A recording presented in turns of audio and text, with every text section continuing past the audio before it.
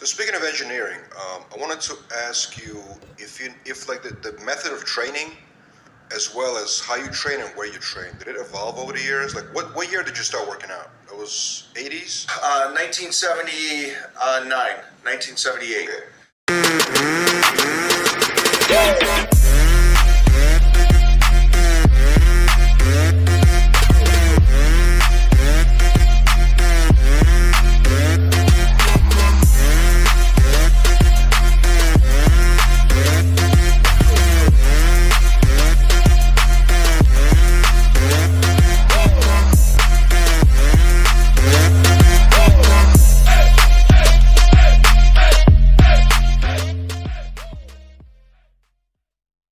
What's up everybody, welcome back again in my YouTube channel Joan Sagala in the Bodybuilding Podcast Session. So today right now guys, okay, we have Michael Hearn and Generation Iron have a new show on Generation Iron, maybe in the session of the video, or I don't know, maybe it's one of them playlists.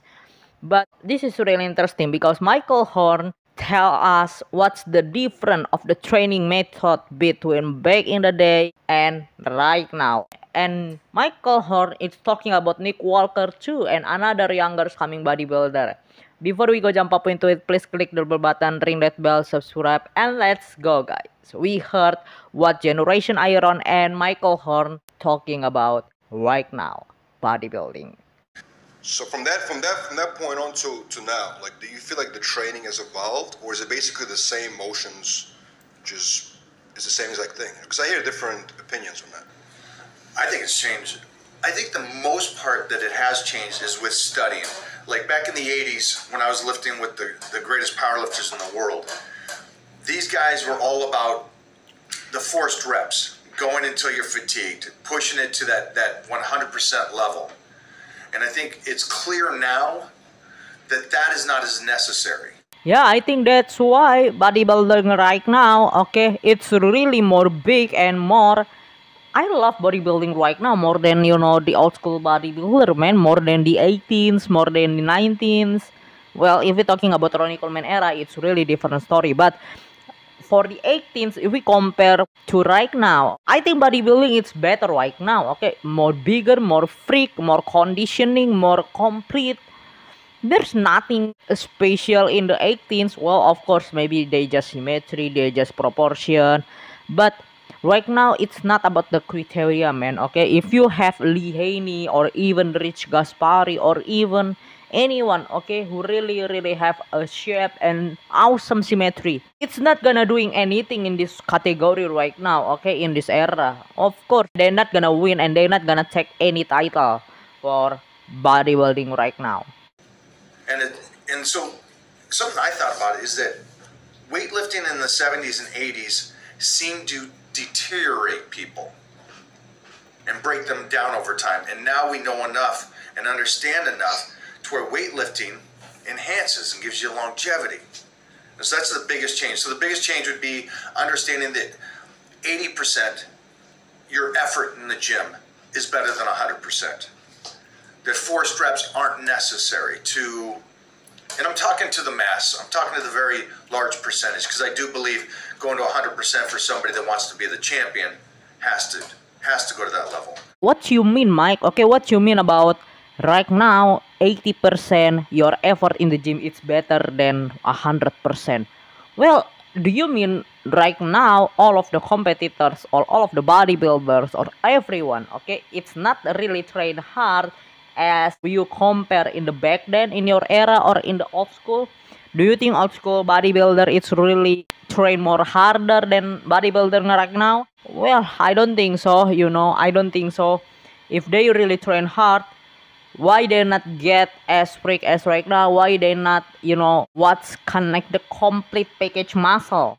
Well, of course, because the technology, because everything. But what's the parameter of your saying bodybuilder back then it's really more harder when it comes to the training in the gym than bodybuilder right now? What's the parameter, okay? Well, of course, we all know, okay, if you want to be the champion, if you want to be, like a Nick Walker, like a Ronnie Coleman, like a, who else? A bigger Remy. Of course, you gotta force and you got going into the 100% effort. That's how you have to do. That's what I believe. But what you mean about the 80% right now, it's unnecessary more than 100%. What does that mean? But if you're just trying to create a physique and trying to be healthy and trying to do this for a long period of time, that's the biggest changes. The biggest changes is being smart in the gym. You know, stimulate, don't annihilate, Lee Haney. And not pushing the forced reps, the drop sets, the complete destruction of the body. And that's what it was in the 80s. In the 80s, it was who could train more, better, harder, faster. And now it can all slow completely down. Interesting. Did you notice that, though? Did you notice that as well, or? Well, I'm not sure. I mean, I witnessed the 90s primarily, you know, or like, I guess, late 90s, but I don't know. I just don't have enough, I guess, expertise to really know, you know. But I feel like some people complain the other way around. They feel like the older guys are healthier than the newer guys, you know. Well, we're talking about bodybuilding right now, you know. We're talking about, like, pros. Yeah, I have to say it's not. Okay, it's not. Bodybuilder back then is not really healthy more than bodybuilder right now. No, it's not. Okay, come on. It's not have and can get access for using all of the compounds right now, all of the technology right now, whether it's from steroids, anabolic, whether it's from training equipment, maybe everything. Okay, everything. Knowledge, it's not really. You can get more access more than right now. Okay, so there's nothing statement about bodybuilder back then it's more healthy than bodybuilder right now. We're not talking about If we're gonna, if you want to cut it down to just the pros, I mean, I was trying to explain to the masses that I think that if you want to do weightlifting and do it for a long period of time, tone it down a bit, come down a notch. And I do agree with you. If you're going to be the champion, if you're going to be like the next Nick Walker or somebody that's just a beast, then you kind of have to go to that 100%. Mostly because it's also a mental state that you can't leave anything mentally in the gym. But again, I go back to the point of that I understand Wolff's Law now, or I understand Davis' Law now, where the consistency of it, instead of the extreme stress of it, is better. You're right, Mike. If you're talking about average and general people, okay, maybe just some kids or some grandparents, some parents, old guy who really start working out in the gym, or maybe they just looking for healthy standpoint for get fit as far as they can. Yeah, you're right. You're right. But our audience, it's not the average and the general people. Okay, like you're saying our audience it's really competitive bodybuilder or maybe some the younger coming guy who really hungry want to be the professional bodybuilder. That's our audience right now. I know it's a little deep. It's a little deep, but It's crazy you mentioned Nick Walker. I feel like he's one of those guys right now that gets like the most, how do I say it properly? Like, I don't know. He's embraced. He's a top contender, right? But it's like, I want to say it politically correct. Like, everybody's saying, you know,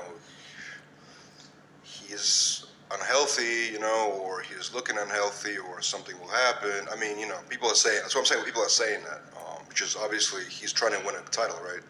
don't they It's say like that you about, get the double-edged sword, you know? don't they say that about every bodybuilder? I understand that they're saying right now, yeah, right now a lot for sure, but not everybody, you know. Like some people, like Dexter Jackson, he's always like getting praised for him being the smarter guy, like you mentioned, you know.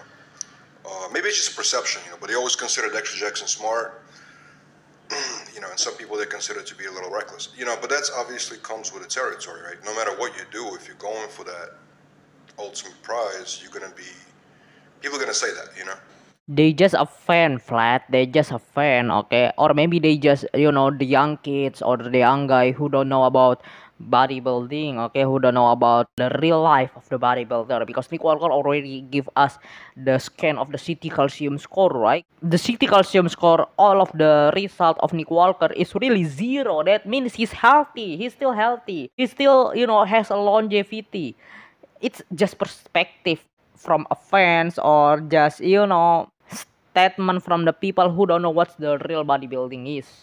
Yeah, I think Nick is such just a massive. I mean, look at those guys when they were guest posing a couple weeks back.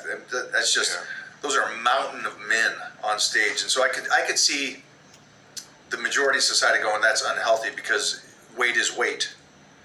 Right. So I see that point, but I'm going off of the aspect of, listen, is bodybuilding the healthiest thing in the world? Well, if done right, I think it is. I think it's incredibly healthy, more than any other sport.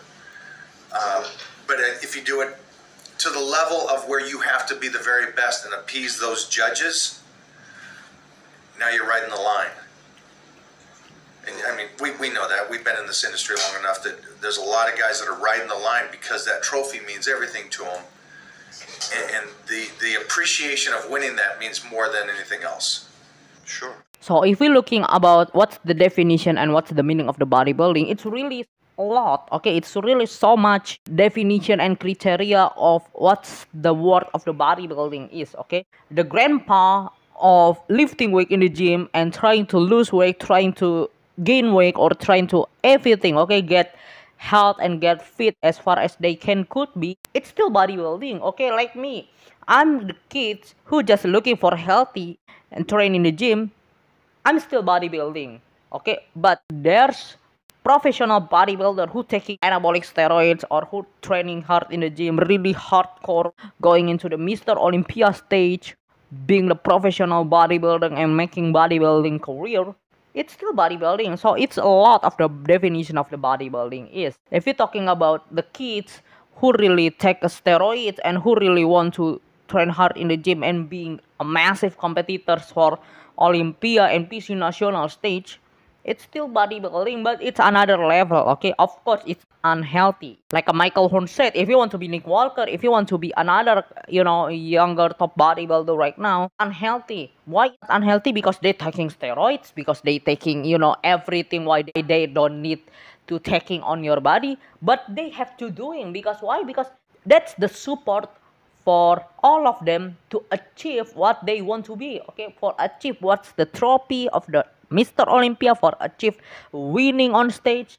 Yeah, that's, I'm sure you all know, guys, what I mean. Okay, I'm sure you all know what I mean. I don't need to say anything really completely, okay, for describe to all of you all. That's the bodybuilding podcast that I want to tell to all of you guys about Michael Hearn, talking about what's the difference between bodybuilding back then and compared to right now. And Michael Hearn gave his opinion also about Nick Walker. So if you love this video and content, I'm gonna bring more anything about our news and discussion. We can talk and discuss in the bodybuilding world and fitness. I'm your host Johan Sagala, signing out. May God bless you all.